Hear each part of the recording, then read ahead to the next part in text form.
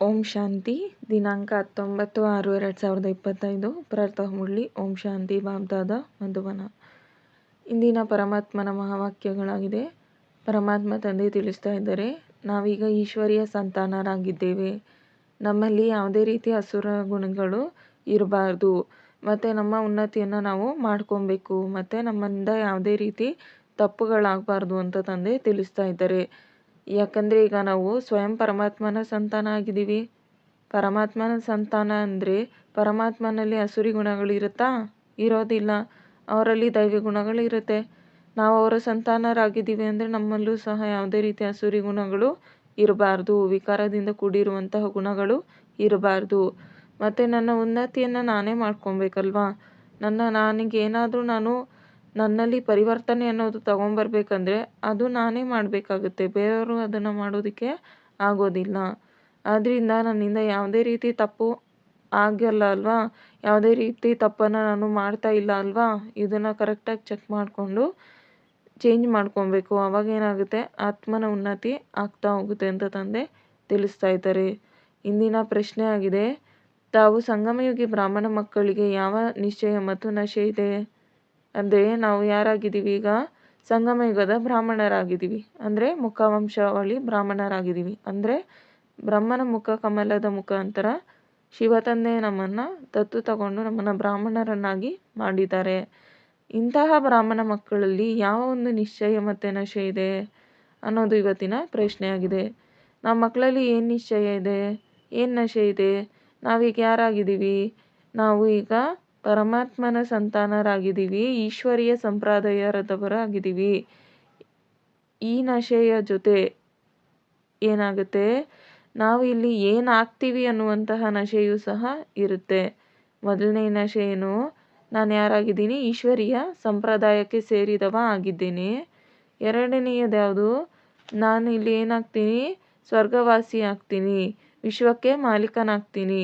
ಇಲ್ಲಿ ಏನಾಗುತ್ತೆ, ನಾವೆಲ್ಲ ಮಕ್ಕಳು ಇಲ್ಲಿ ಈಶ್ವರೀಯ ಸಂಪ್ರದಾಯಕ್ಕೆ ಸೇರಿ ಒಂದು ಪರಿವಾರದ ರೀತಿಯಲ್ಲಿ ನಡೆದು ಇದರ ಏನು ಸಂಗಮಯುಗ ನಡೀತಾ ಇದೆ ಇದರಲ್ಲಿ ನಾವು ನಮ್ಮನ್ನು ಪರಿವರ್ತನೆ ಮಾಡಿಕೊಂಡು ಸತ್ಯಯುಗಕ್ಕೆ ಸ್ವರ್ಗವಾಸಿಗಳಾಗಿ ಯೋಗ್ಯರಾಗ್ತೀವಿ. ಸತ್ಯಯುಗದಲ್ಲಿ ಏನಾಗ್ತೀವಿ? ವಿಶ್ವಕ್ಕೆ ಮಾಲೀಕರಾಗ್ತೀವಿ. ಈ ನಶೆ ಮತ್ತು ನಿಶ್ಚಯ ನಮ್ಮಲ್ಲಿ ಸದಾ ಇದೆ. ಸಂಗಮಯುಗದಲ್ಲಿ ನಾವು ಏನಾಗ್ತೀವಿ? ಟ್ರಾನ್ಸ್ಫರ್ ಆಗ್ತೀವಿ, ವರ್ಗಾಯಿತರಾಗ್ತೀವಿ. ಎಲ್ಲಿಂದ? ಈಗ ಸಂಗಮಯುಗದಲ್ಲಿ ನಾವಿದ್ದೀವಿ ಅಂದರೆ ಇದಕ್ಕೆ ಮುಂಚೆ ಎಲ್ಲಿದ್ವಿ? ಅಸುರಿ ಸಂತಾನರಾಗಿದ್ವಿ. ಅಂದರೆ ಅಸುರಿ ಸಂತಾನ ಅಂದರೆ ಏನು? ವಿಕಾರಗಳಿಂದ ಕೂಡಿರುವಂತಹ ಆತ್ಮಗಳಾಗಿದ್ವಿ. ಅಲ್ಲಿಂದ ಎಲ್ಲಿಗೆ ಟ್ರಾನ್ಸ್ಫರ್ ಆಯಿತು? ಸಂಗಮಯುಗದಲ್ಲಿ ಅಲ್ಲಿಂದ ನಾವು ಈಶ್ವರೀಯ ಸಂತಾನರಾದ್ವಿ. ಇಲ್ಲಿಂದ ಮತ್ತೆ ಎಲ್ಲಿಗೆ ಟ್ರಾನ್ಸ್ಫರ್ ಆಗ್ತೀವಿ? 21 ಜನ್ಮಗಳಿಗಾಗಿ ಸ್ವರ್ಗವಾಸಿಗಳಾಗ್ತೀವಿ. ಇದಕ್ಕಿಂತ ದೊಡ್ಡದಾದ ಮಾತು ಯಾವುದಾದ್ರೂ ಇದೆಯಾ ಅಂತ ತಂದೆ ಕೇಳ್ತಾ ಇದ್ದಾರೆ. ಅಂದಮೇಲೆ ಈ ನಶೆ ಮತ್ತು ನಿಶ್ಚಯ ನಮ್ಮಲ್ಲಿ ಸದಾ ಇದೆ. ಈ ನಿಶ್ಚಯ ಮತ್ತು ನಶೆಯಿಂದ ಏನಾಗುತ್ತೆ, ನಮ್ಮಲ್ಲಿ ಪರಿವರ್ತನೆ ಅನ್ನೋದು ನಾವು ತಗೊಂಬರ್ತೀವಿ. ಜೊತೆಗೆ ಈ ಸಂಗಮಯುಗದ ಏನು ಪ್ರಾರಬ್ಧ ಇದೆ ಅದರ ಅನುಭವವನ್ನು ಸಹ ನಾವು ಮಾಡ್ತೀವಿ. ಸಂಗಮಯುಗದ ಪ್ರಾರಬ್ಧ ಯಾವುದು? ಪರಮಾತ್ಮನನ್ನು ಅನುಭವ ಮಾಡುವಂಥದ್ದು, ಪರಮಾತ್ಮನ ಗುಣಗಳ ಅನುಭವ ಮಾಡುವಂತಹ ಸಮಯ ಇದು. ಇಲ್ಲಿಂದ ನಾವು ಎಲ್ಲಿಗೆ ಹೋಗ್ತೀವಿ ಅನ್ನುವಂಥ ಅರಿವು ಇದೆ. ಎಲ್ಲಿಂದ ಇಲ್ಲಿಗೆ ಬಂದ್ವಿ ಅನ್ನುವಂತಹ ಅರಿವು ಸಹ ಇದೆ. ಅಸುರಿ ಸಂಪ್ರದಾಯದಲ್ಲಿರುವಂಥವ್ರನ್ನ ಈಶ್ವರೀಯ ಸಂಪ್ರದಾಯವರನ್ನಾಗಿ ಮಾಡಿ ಪುರುಷಾರ್ಥ ಮಾಡಿಸಿ ಸ್ವರ್ಗವಾಸಿಗಳಾಗಿ ಮಾಡ್ತಾ ಇದ್ದಾರೆ ತಂದೆ. ಅಂದಮೇಲೆ ಎಷ್ಟು ನಶೆ ಇರಬೇಕು ಮಕ್ಕಳಲ್ಲಿ ಅಂತ ತಂದೆ ಕೇಳ್ತಾ ಇದ್ದಾರೆ. ಇದಕ್ಕಿಂತ ಯಾವುದಾದ್ರೂ ದೊಡ್ಡ ವಿಚಾರ ಇದೆಯಾ ಅಂತ ಕೇಳ್ತಾ ಇದ್ದಾರೆ. ಧಾರಣೆಗಾಗಿ ಮುಖ್ಯ ಸಾರ. ನೆನಪಿನ ಬಲದಿಂದ ನಮ್ಮ ಕರ್ಮೇಂದ್ರಿಯಗಳ ಮೇಲೆ ನಾವು ವಿಜಯವನ್ನು ಪಡ್ಕೊಬೇಕು ಅಂತ ತಂದೆ ತಿಳಿಸ್ತಾ ಇದ್ದಾರೆ. ಯಾಕೆ ಇಲ್ಲಿ ನೆನಪಿನ ಬಲ ಅಂದರು? ಯಾಕೆ ಅಂದರೆ ನಮ್ಮ ಮನಸ್ಸಿನ ಆಹಾರ ಯಾವುದು? ಪರಮಾತ್ಮನನ್ನು ನೆನಪು ಮಾಡಿ ಪರಮಾತ್ಮನ ಜೊತೆ ಜೋಡಣೆ ಮಾಡಿ ಅವರ ಗುಣಗಳ ಶಕ್ತಿಗಳು ನಮ್ಮ ಮನಸ್ಸಿನಲ್ಲಿ ತುಂಬಿದಾಗ, ನಮ್ಮ ಮನಸ್ಸಿನಿಂದ ಅನ್ಯ ಆತ್ಮರಿಗೆ ತಲುಪಿದಾಗ ಏನಾಗುತ್ತೆ, ನನ್ನ ಆತ್ಮನಲ್ಲಿ ಬಲ ತುಂಬ್ತಾ ಹೋಗುತ್ತೆ. ಅದರಿಂದ ತಂದೆ ಏನು ಹೇಳ್ತಿದ್ದಾರೆ, ಈಗ ಕರ್ಮೇಂದ್ರಿಯಗಳು ಶಾಂತ ಆಗಬೇಕು. ಯಾಕೆ? ಮನಸ್ಸು ನಾವು ಹೇಳಿರುವಂಥ ಮಾತು ಕೇಳ್ತಾ ಇಲ್ಲ. ಯಾಕೆ ಕೇಳ್ತಾ ಇಲ್ಲ? ಅದಕ್ಕೆ ಏನು ಬೇಕೋ ಅದು ಊಟ ನಾವು ಕೊಟ್ಟಿಲ್ಲ. ಅದರಿಂದ ಯಾವಾಗ ಪರಮಾತ್ಮನ ಜೊತೆ ಕನೆಕ್ಟ್ ಆಗ್ತೀವಿ ಆವಾಗ ನಮ್ಮ ಕರ್ಮೇಂದ್ರಿಯಗಳೆಲ್ಲ ವಶಪಡಿಸ್ಕೊಬೋದು. ಅಂದರೆ ನಮ್ಮ ಕರ್ಮೇಂದ್ರಿಯಗಳೆಲ್ಲ ಕಂಟ್ರೋಲಿಗೆ ಬರುತ್ತೆ. ಅದರಿಂದ ಯಾವುದೇ ರೀತಿ ಚಂಚಲತೆ ಆಗುವಂತಹ ಅನುಭವ ಆಗೋದಿಲ್ಲ. ಈಗ ಚಂಚಲತೆ ಯಾಕಾಗುತ್ತೆ? ಯಾಕೆ ಅಂದರೆ ನಮ್ಮ ಕರ್ಮೇಂದ್ರಿಯಗಳು ನಮ್ಮ ವಶದಲ್ಲಿಲ್ಲ. ಅದರಿಂದ ಚಂಚಲತೆ ಏರುಪೇರಲ್ಲಿ ಬಂದುಬಿಡ್ತೀವಿ. ಯಾವಾಗ ಕರ್ಮೇಂದ್ರಿಯಗಳು ವಶದಲ್ಲಿತ್ತು ಆವಾಗ ಏನಾಗುತ್ತೆ? ನನ್ನ ಮನಸ್ಸು ಆಟೋಮೆಟಿಕಲಿ ಹಗುರವಾಗಿ ಶಾಂತವಾಗಿ ಇರುತ್ತೆ. ಅದರಿಂದ ಸಮಯ ತುಂಬ ಕಮ್ಮಿ ಇದೆ. ಅದರಿಂದ ಪುರುಷಾರ್ಥವನ್ನು ಚೆನ್ನಾಗಿ ಮಾಡಿ ಮಾಯಾಜೀತರಾಗ್ಬಿಡಿ ಅಂತ ತಂದೆ ತಿಳಿಸ್ತಾ ಇದ್ದಾರೆ. ಧಾರಣೆಯ 2ನೇ ಪಾಯಿಂಟ್ ಆಗಿದೆ. ತಂದೆ ಯಾವ ಜ್ಞಾನವನ್ನು ಕೊಡ್ತಾ ಇದ್ದಾರೆ ಅದನ್ನು ಅಂತರ್ಮುಖಿಯಾಗಿ ಧಾರಣೆ ಮಾಡ್ಕೊಳ್ಳಿ ಅಂತ ತಂದೆ ತಿಳಿಸ್ತಾ ಇದ್ದಾರೆ. ಅಂತರ್ಮುಖಿ ಆಗದೆ ವಿನಃ ಅಂದರೆ ನಾನು ಆತ್ಮನ ಕಡೆ ಗಮನ ಕೊಡದೆ ವಿನಃ ನನಗೆ ತಂದೆ ಹೇಳುವಂಥದ್ದು ಯಾವುದೂ ಅರ್ಥ ಆಗೋದಿಲ್ಲ. ಎಂದೂ ಸಹ ಪರಸ್ಪರ ಉಪ್ಪುನೀರಂತೂ ಆಗಲೇಬೇಡಿ. ಯಾಕಂದರೆ ಪರಸ್ಪರ ನಾವು ಸಹೋದರ ಸಹೋದರಿಯರಾಗಿದ್ದೀವಿ. ಪರಸ್ಪರ ಸಹೋದರ ಆಗಿದ್ದೀವಿ ಅಂದರೆ ಆ ಪ್ರೀತಿ ಅನ್ನೋದು, ಪರಿವಾರ ಪ್ರೀತಿ ಅನ್ನೋದು ಪರಸ್ಪರ ಇರಬೇಕು. ಅದು ಬಿಟ್ಬಿಟ್ಟು ಪರಸ್ಪರ ನೋವನ್ನು ನಿಂದನೆಯನ್ನು ಮಾಡ್ಕೊಬೇಡಿ, ಉಪ್ಪು ನೀರಾಗಬೇಡಿ ಅಂತ ತಂದೆ ತಿಳಿಸ್ತಾ ಇದ್ದಾರೆ. ಆ ಉಪ್ಪು ನೀರಾಗಿ ವರ್ತಿಸಬೇಡಿ. ತಂದೆ ಹೇಗೆ ನಮ್ಮನ್ನು ನೋಡ್ಕೊತಾ ಇದ್ದಾರೆ. ಯಾವತ್ತಾದರೂ ನಾವು ತಪ್ಪು ಮಾಡಿದ್ದೀವಿ ಅಂತ ಯಾವತ್ತಾದರೂ ನಮ್ಮನ್ನು ಬರಬೇಡಿ ಮಕ್ಕಳೇ ಅದು ಇದು ಅಂತ ಏನಾದ್ರು ಅಂದಿದ್ದಾರಾ? ಖಂಡಿತ ಇಲ್ಲ. ತಪ್ಪು ಮಾಡಿದಾಗ ಅದಕ್ಕೆ ಹೇಗೆ ಅರ್ಥ ಮಾಡಿಸ್ಬೇಕು, ಬೈದೋ ಅಥವಾ ಏನೋ ಒಂದು ಬೈಯೋದು ಅಂದರೆ ಏನು, ಆ ಪ್ರೀತಿಯಿಂದ ಬೈಯುವಂಥದ್ದು, ಆ ಪ್ರೀತಿಯಿಂದ ನಮ್ಮಲ್ಲಿ ಪರಿವರ್ತನೆ ತಗೊಂಬರುವಂಥದ್ದು ಮಾಡಿದ್ದಾರೆ. ಅದು ಬಿಟ್ಟು ನೀನು ಹಿಂಗೆ ಮಾಡಿದೆ ಹಂಗೆ ಮಾಡಿದೆ ಅಂತ ಯಾವತ್ತಾದರೂ ಮಾತಾಡ್ತಾರಾ? ಖಂಡಿತ ಇಲ್ಲ. ತಂದೆಗೆ ನಮ್ಮ ಕ್ಷೇಮ ವಿಚಾರವನ್ನು ಖಂಡಿತ ತಂದೆಗೆ ತಿಳಿಸ್ಬೇಕು. ನಾನು ಏನು ಮಾಡ್ತಾಯಿದ್ದೀನಿ, ನನಗೆ ಯೋಗ ಹತ್ತುತ್ತಾ ಇದೆಯಾ, ನಾನು ಆರಾಮಾಗಿದ್ದೀನಾ, ಎಲ್ಲದರ ವಿಚಾರವನ್ನು ಕ್ಷೇಮ ಸಮಾಚಾರವನ್ನು ತಿಳಿಸ್ಬೇಕು ಅಂತ ತಂದೆ ತಿಳಿಸ್ತಾ ಇದ್ದಾರೆ. ಇಂದಿನ ವರದಾನ ಆಗಿದೆ, ಕಲ್ಯಾಣಕಾರಿಯ ವೃತ್ತಿಯ ಮುಖಾಂತರ ಸೇವೆ ಮಾಡುವಂತಹ ಸರ್ವ ಆತ್ಮರುಗಳ ಆಶೀರ್ವಾದದ ಅಧಿಕಾರಿ ಭವ ಅಂತ ಹೇಳ್ತಾ ಇದ್ದಾರೆ. ಅಂದರೆ ನಮ್ಮ ಭಾವನೆ ಯಾವ ರೀತಿ ಇರಬೇಕು? ಕಲ್ಯಾಣಕಾರಿಯ ಭಾವನೆ ಇರಬೇಕು. ಅಂದರೆ ಕಲ್ಯಾಣಕಾರಿಯ ವೃತ್ತಿ ನಡೆಸಬೇಕು. ಕಲ್ಯಾಣಕಾರಿ ವೃತ್ತಿ ಅಂದರೆ ಏನು? ಎಲ್ಲ ವಿಶ್ವದಲ್ಲಿರುವಂತಹ ಪ್ರತಿಯೊಂದು ಆತ್ಮಗಳ ಕಲ್ಯಾಣ ಆಗಲಿ ಅನ್ನುವಂತಹ ವೃತ್ತಿಯ ಮುಖಾಂತರ ಸೇವೆ ಮಾಡಿ ಅಂತ ಹೇಳ್ತಿದ್ದಾರೆ. ಆ ರೀತಿ ಸೇವೆ ಮಾಡೋದ್ರಿಂದ ಏನಾಗುತ್ತೆ? ಆ ರೀತಿ ಸೇವೆ ಮಾಡೋದ್ರಿಂದ ಸರ್ವ ಆತ್ಮಗಳಿಂದ ನಾವು ಏನು ಪಡ್ಕೊತೀವಿ? ಆಶೀರ್ವಾದವನ್ನು ಪಡ್ಕೊತೀವಿ. ಆ ಸರ್ವ ಆತ್ಮಗಳ ಆಶೀರ್ವಾದದ ಅಧಿಕಾರಿಗಳಾಗ್ತೀವಿ ಅಂತ ತಂದೆ ತಿಳಿಸ್ತಾ ಇದ್ದಾರೆ. ಎಲ್ಲರಿಂದ ಆಶೀರ್ವಾದ ಪಡ್ಕೊಬೇಕಂದ್ರೆ ಅದಕ್ಕೆ ಮೂಲ ಸಾಧನೆ ಯಾವುದು? ಕಲ್ಯಾಣಕಾರಿ ವೃತ್ತಿ.